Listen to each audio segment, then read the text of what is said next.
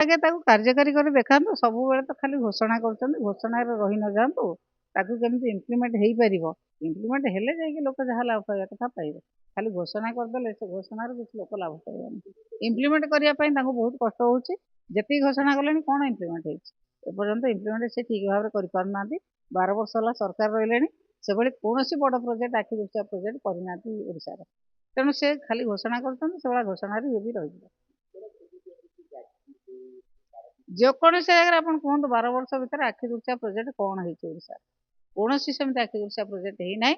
ବରଂ ଓଡ଼ିଶାର ଖଣିଜ ସମ୍ପଦକୁ କେନ୍ଦ୍ର ସରକାର ନେଇଯାଇଛନ୍ତି। ବର୍ତ୍ତମାନ ଖଣିଜ ସମ୍ପଦ ଥିବା ଜାଗାକୁ, ଖଣିଜ ସମ୍ପଦର ସମସ୍ତ ଜିନିଷ ନେଇଯାଇଛନ୍ତି କେନ୍ଦ୍ର ସରକାର MMDR ବିଲ୍ ମାଧ୍ୟମରେ। କୋଉଥିରେ ଲାଭାନ୍ୱିତ ହେବ? କ'ଣ ମୋତେ ବୁଝେଇଦେଲେ କୋଉଥିରେ ଲାଭ ହେବ?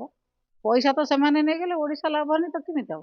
ଓଡ଼ିଶାର ଯେଉଁ ପଇସା DMF ଫଣ୍ଡ ଇଏ ଯେଉଁ ହେଉଥିଲା, ସେ ପଇସା ଯେଉଁ ଖର୍ଚ୍ଚ ହେଉଥିଲା, ଖଣି ସେସ୍ ଯାହା ଓଡ଼ିଶା ପାଉଥିଲା, କି ତ ପାଇବେନି। ଲାଭାନ୍ୱିତ କୋଉଠି ହେଲେ? ପଇସା ସବୁ ସେମାନେ ନେଇଯିବେ, ନେଇସାରିକି କହିବେ ଲାଭାନ୍ୱିତ ହେବ। ଇଏ ସବୁ ଗୋଟେ ବୋକା ବନେଇବା କଥା ନୁହଁ।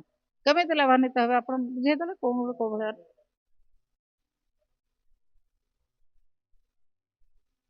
ହଁ, ସେ କେନ୍ଦ୍ର ନେଉଛନ୍ତି ଅନ୍ୟ ରାଜ୍ୟକୁ ପଇସା ସବୁ ଦେବା ପାଇଁ। ଓଡ଼ିଶାରୁ ଲୁଟ୍ କରିବେ, ନେଇକି ଅନ୍ୟ ରାଜ୍ୟକୁ ସେମାନେ ଗ୍ରାଣ୍ଟ ଦେବେ। ଓଡ଼ିଶାକୁ କ'ଣ ଦେଉଛନ୍ତି କେନ୍ଦ୍ର ସରକାର?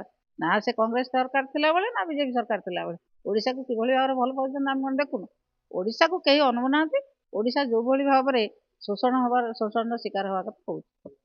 ଲଢ଼େଇ ତ ଚାଲିଛି, ସବୁବେଳେ ତ ଆମର ଲଢ଼େଇ ଚାଲିଛି। ବିଜୁ ଜନତା ଦଳ ଯେତେବେଳେ ଓଡ଼ିଶାର ସ୍ୱାର୍ଥ ବିରୁଦ୍ଧରେ କିଛି କଥା ହେଇଛି, ବିଜୁ ଜନତା ଦଳ ସବୁବେଳେ ଲଢ଼େଇ କରିଛି, ଏବେ ମଧ୍ୟ ଲଢ଼େଇ କରିଛି। ସେ କଥା ତ ସରକାରଙ୍କର ନିଘା ନାହିଁ। ଗତ ବର୍ଷ ତ ଆମେ କହିଥିଲୁ ଏତେ ପରିମାଣରେ ଦରଦାମ କାହିଁକି ବଢ଼ୁଛି, ସରକାର ତା ହାତ ଟେକି ଯାଇଥିଲେ। ଏବେ ବି ସରକାର ସେଇଭଳିଆ ଅବସ୍ଥାରେ ଅଛନ୍ତି। ସରକାର ତ କେବେ ଦରଦାମ ବିଷୟରେ କାହା ସହିତ ଆଲୋଚନା କରିନାହାନ୍ତି। ସେ ଉଚ୍ଚସ୍ତରୀୟ ବୈଠକ କୋଉଠି କଲେଣି, ନା କେନ୍ଦ୍ର ସହିତ କୋଉଠି ଆଲୋଚନା କଲେଣି? କିଛି ତ ହଉନି। ଦରଦାମ ହୁ ହୁ ହେଇକି ବଢ଼ି ଚାଲିଛି। ଲୋକ ଯେତେ ଶୋଷଣର ଶିକାର ହେବା କଥା ହଉଛନ୍ତି। ବର୍ତ୍ତମାନ ତ ଲୋକଙ୍କ ପାଖରେ ଗୋଖାଦ୍ୟ ପହଞ୍ଚୁନାହିଁ, ଶୁଖିଲା ଖାଦ୍ୟ ପହଞ୍ଚୁନାହିଁ, ପାଲ ପହଞ୍ଚୁନାହିଁ, ପିଇବା ପାଣି ପହଞ୍ଚୁନାହିଁ।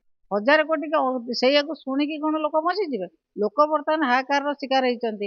ବର୍ତ୍ତମାନ ବନ୍ୟା ପାଣି ଭିତରେ ଉବୁଟୁ ହଉଛନ୍ତି। ତାଙ୍କ ପାଖରେ ଯେଉଁ ଜିନିଷ ଏବେ ପହଞ୍ଚିବା କଥା ତାକୁ ପହଞ୍ଚେଇ ପାରୁନାହାନ୍ତି।